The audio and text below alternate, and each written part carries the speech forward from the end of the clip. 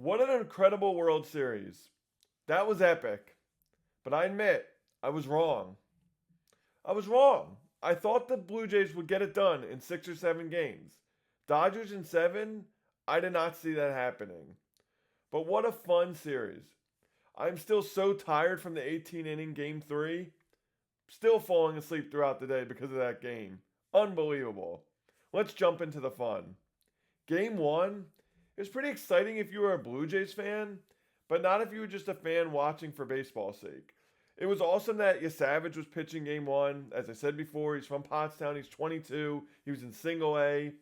He's pitching game 1 in the World Series. It started off 2-0 Dodgers. Here we go. Dodgers are just going to run away with the series.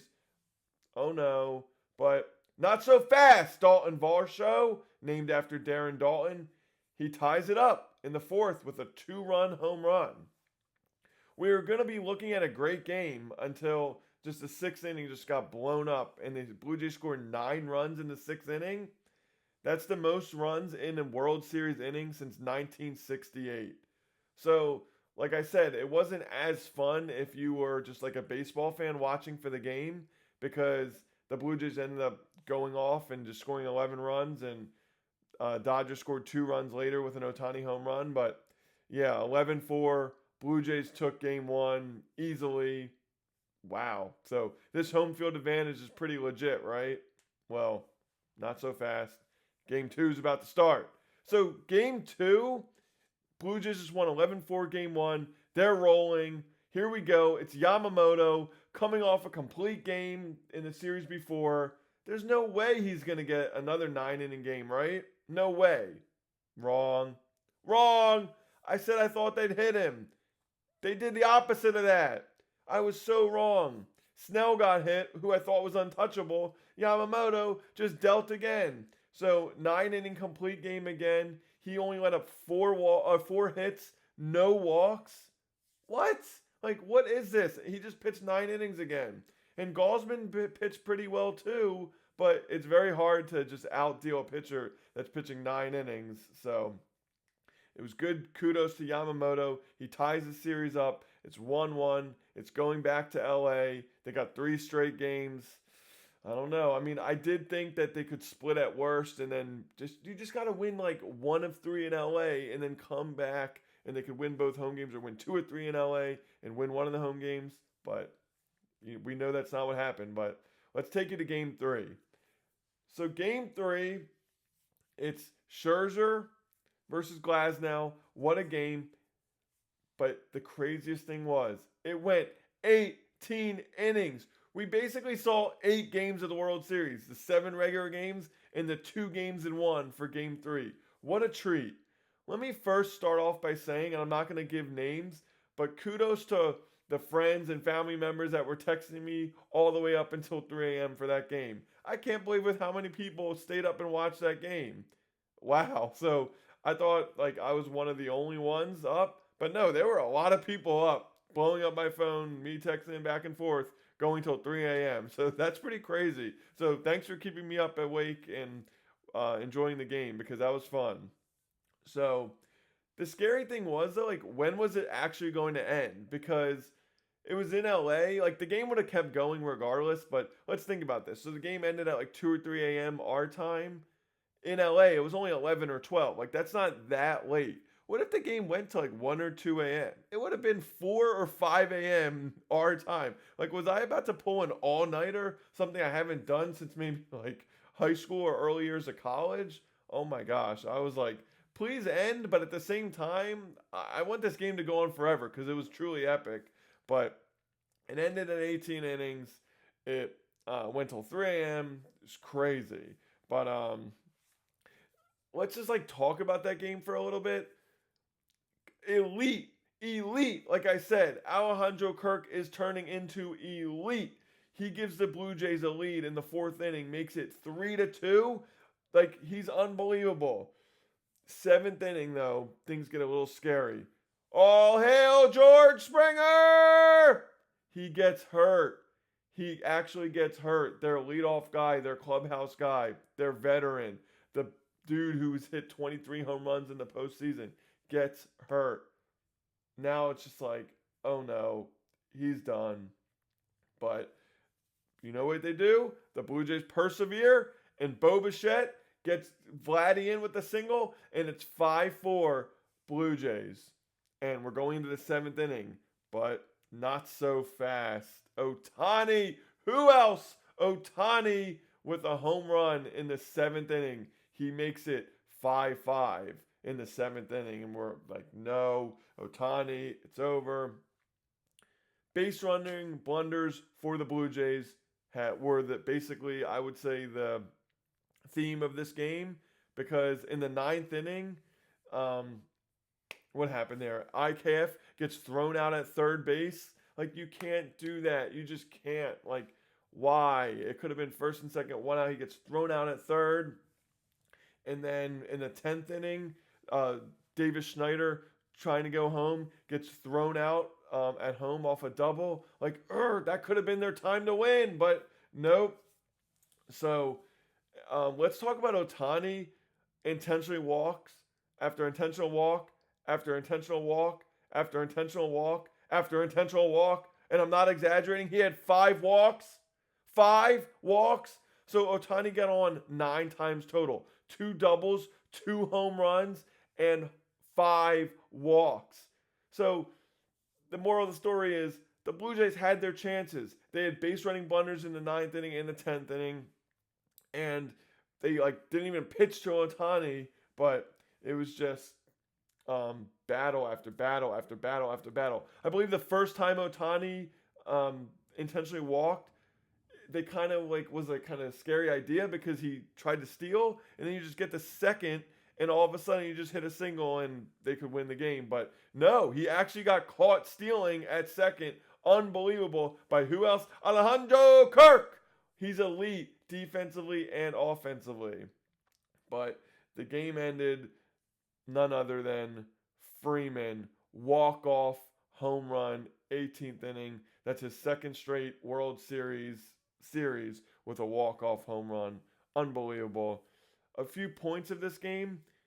Clayton Kershaw with the 12th inning scariness, bases loaded, 2 outs, and he gets out of it. Clayton Kershaw, probably the best pitcher of my lifetime, pitching in the World Series game, bases loaded in the 12th inning.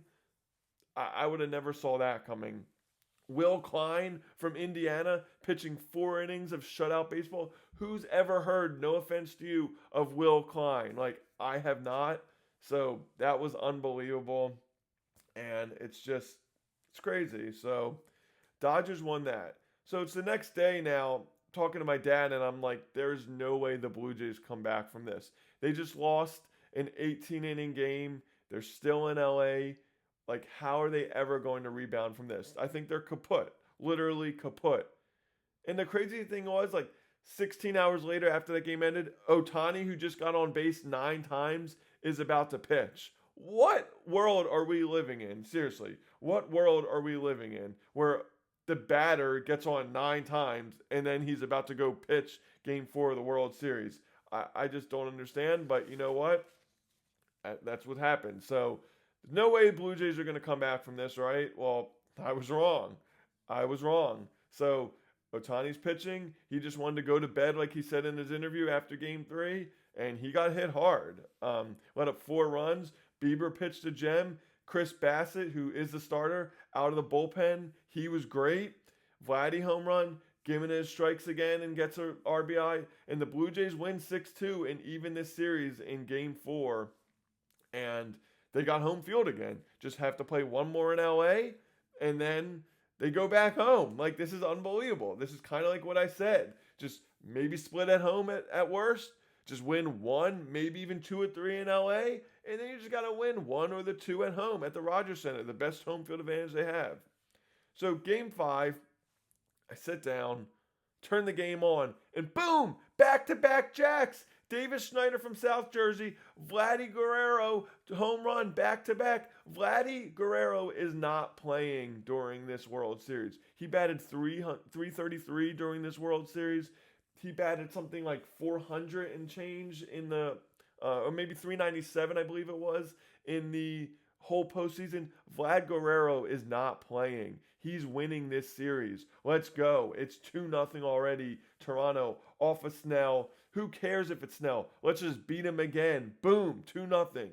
And it's Savage from Pottstown, the 22-year-old, starting Game 5 of the World Series. He got another strikeout. He got another strikeout. He got another strikeout. He got another strikeout. He got another strikeout. I'm not going to count till 12, but he got 12 strikeouts, including striking out the side in the second inning. He had 5 strikeouts through 2 1/3. Unbelievable. They're up 2-0. But then Kike Hernandez, it's always Kike, I'll tell you. He hits a home run, and all of a sudden it's 2-1. But you know what?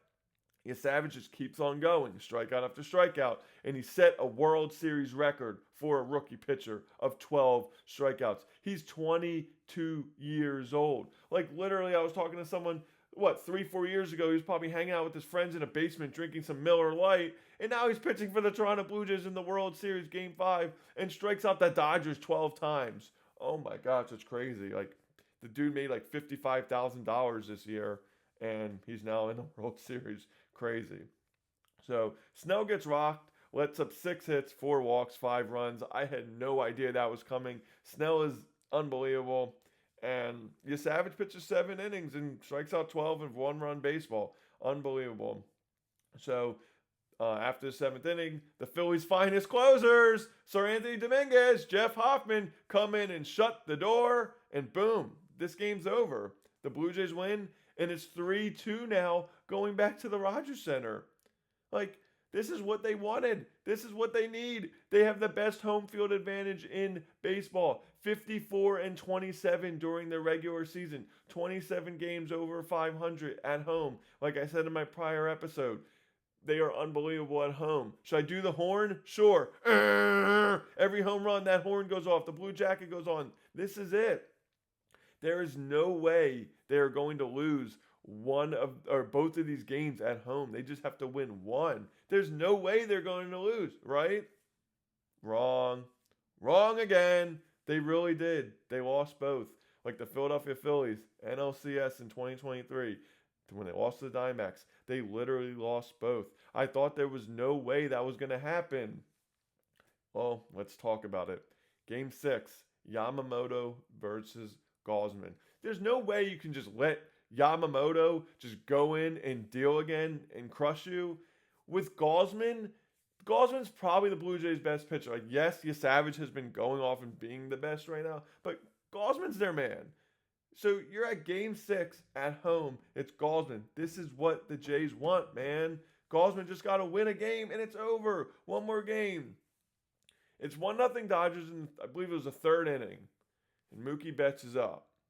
He's been struggling the whole World Series, the whole postseason, really. Like, what's going to happen? Mookie Betts is a veteran hitter. He's unbelievable. He's going to strike through, right? Right. Boom! Base hit. 3-0 Dodgers now. Mookie Betts is out of the slump. He was so pumped, smacking himself. Yeah! He was so pumped. And makes the Dodgers go up 3-0. But guess what? Springer's back. Springer was hurt for 2 games ago. He's back already. He's a warrior. All hail George Springer! Hits a base hit, makes it 3-1. All of a sudden, Blue Jays are back in action. Let's go, let's go, let's go. Things really don't get interesting here, though. It's 3-1 the whole game. Back and forth, back and forth, back and forth. 9th inning. Roki Sasaki, who was a starter, now turned closer. He hits Alejandro Kirk. Barger smokes one. He absolutely smokes one. If it landed like a foot before the wall, it would have bounced off the wall. Runner would have scored. It would have been man on second. No outs. And they're only down 3-2. But it gets so close. And it just goes under and gets wedged under the wall. Now, a rule in baseball, the ball gets wedged under. Automatic hands up. Shout out to the guy Dean on the Dodgers who put his hands up. Knew right away that would do that because then it'll just be a ground rule double, and now 2nd and 3rd, no run will score. So that's what it was. 2nd and 3rd, Clement, Ernie Clement, arguably the MVP of the whole postseason. If they give an MVP of the postseason, win or lose, whatever, unbelievable. He had his chance to do it. He had his chance to tie the game, but he didn't. Pops out. And then Gimenez. Gimenez flies out into a double play and ends the game. It's not really his fault. Like, it looked like it could have been a hit. Why Barger was so far away from second, I have no idea. I don't know. Like, it looked like it could have been a hit, but it didn't really. I don't know. Like, it's not like they made a sliding catch and caught it. Like, no, he just basically flew out and he got stuck in the moment, I guess. And Dodgers took game 6 after a double play, and boom, 3-3 now. This is what the fans want, I guess. Game 7, World Series, epic stuff. Blue Jays, Dodgers, all the way across the country from each other. Literally crossing country lines. Like, Canada's a whole different country, as we know. So, crazy. Game 7 was honestly one for the ages. Obviously, that Game 3, 18-inning game was probably the best game of the World Series. But Game 7, for like, arguably could have been better. It ended at a decent hour. It wasn't a grind of 18 innings. It was back and forth. It was unbelievable. Ohtani's pitching, though. Wow. Like, Ohtani's pitching again versus the 41-year-old Max Scherzer veteran. Unbelievable, trying to go for his 3rd World Series. And what do we know? My man Bo Bichette breaks the game wide open with a 3-run blast and makes it 3-0. All signs are pointing to the Blue Jays winning, right? It's 3-0 Blue Jays. They're at home. But no, I mean, Dodgers just chip away and chip away and chip away. And now it's 4-3 going into the 9th inning. Hoffman, come on, Jeff. Come on. Do it for the Phillies fans. Please, Jeff, do it for the Phillies fans. Just shut them down, and you won a World Series. One more inning, Jeff. Come on. But he let a Miguel Rojas home run. Miguel Rojas, the 9-hole hitter, hasn't had a hit since October 1st. Has only played like 6-7 games since October 1st. Dave Roberts doesn't start him. It's usually Pages in the 9-hole. But I guess Roberts, Doc, he had some vision that Miguel Rojas, I should put Miguel Rojas in the game because Pages has struggled tremendously. So let's put the veteran Miguel Rojas in the game. And he ties the game in the 9th inning with a home run. Unbelievable. Wow. What a manager move by Dave Roberts. Like, and then on the defensive end, Miguel Rojas guns IKF out at home after the Blue Jays had bases loaded, 1 out. Like, what? Come on, Blue Jays, you had your chance, bases loaded, 1 out. In the 9th inning, just win, sack fly, please. Nope. Grounds out to Rojas. Boom, guns him out at first. Will Smith's foot was almost off the bag, but it got it down. And then Dave Roberts moves Pages to center field. And what does he do? Pages literally, it's not football, but he mosses Kike Hernandez for the 3rd out. Oh my God. And Ernie Clement was up. That was heartbreaking. Like, Kike Hernandez was trying to Willie Mays the catch. Ernie Clement was literally been hot the whole postseason. Just get one more hit. And Andy Pages comes out of nowhere and mosses him. Wow. And guess what? Bases loaded. Dodgers get out of it. But then in the 10th inning, the Dodgers had bases loaded. And the Blue Jays got out of it. Incredible stuff. Who's coming in to pitch the 10th? The bottom of the 10th now. Who's coming in? Sasaki? You're wrong. Will Klein? You're wrong. Glasnow? No. Snell? He already pitched. None other than Yoshi Yamamoto. What? Yoshi Yamamoto is coming in to pitch on no days rest. No days rest. Going for his 3rd win of the World Series. He shuts the Blue Jays down. Will Smith hits a home run. Dodgers are up 1. He's in line for his 3rd win. Bottom of the 11th, Vlad Guerrero gets a double. He's hit 397, I believe. 397 in the postseason. Unbelievable. He's not playing. Double. IKF does the right thing. I don't care what anyone says. He does the right thing by bunting it. Sure, if it's Bo Bichette, you go for a base hit. Sure, if it's Ernie Clement, you go for a base hit. I don't want to hear anyone say, why give up and out? He did the right thing. He bunted Vladdy over to 3rd. Now there's a man on 3rd. 1 out. Come on. Barger walks. Come on, 1st and 3rd. I know it sets up the double play, but Yamamoto's in trouble. 1st and 3rd. And who's up? It's Alejandro Kirk. He is unbelievable. He's elite. He swings. Broken bat. It goes to Mookie. Crosses second. Throws to first. Double play. The game is over. The Dodgers win the World Series in 2025 with a score of 5-4. And literally, they won the World Series for 2 years in a row. I have no words. Unbelievable. Mookie Betts, shortstop. What? Alejandro Kirk grounds into a double play. I can't believe it. And Yamamoto gets his third win of the World Series and gets the World Series MVP. He's worth all the millions. So, I don't know. I mean, I wanted the Blue Jays to win, obviously, but it was an amazing series. I was very sad for Toronto. I'm happy for Ohtani, Freeman, Mookie Betts, Yamamoto. How can't you love those guys? But it was truly sadness for Toronto. Vlad, if you saw the game, he was praying in like the 9th or 10th inning. I forget which exact inning. Praying that they won. Then to just cry his eyes out when they lost. Terrible. Ernie Clement, 30 hits in the postseason. That's a record. He had 30 hits in the postseason. And think about it. He didn't even play the wild card series. Toronto had a bye. Like, he had 30 hits. Kirk becoming elite. Savage making $50,000 a year in the MLB. Now becoming an ace. Wow. So, let's think about this. Bieber's a free agent. Bassett's a free agent. But most importantly, Bo Bichette. Who knows if the Blue Jays are going to re-sign him? Bo Bichette has voiced that he wants to come back. But he's like 26 or 27. He's not going to quite get Vlad money, but he's going to want, 8 years, 250, 260. Think like Xander Bogaerts deal a couple years ago. He's not going to get like the 13, 14, 500, but he probably deserves 7, 8, 250, 280. Can Toronto do that? I don't know. That could be a financial burden for them. That would be tough if Bo has to walk, because Vladdy and Bo have been in it together the whole time.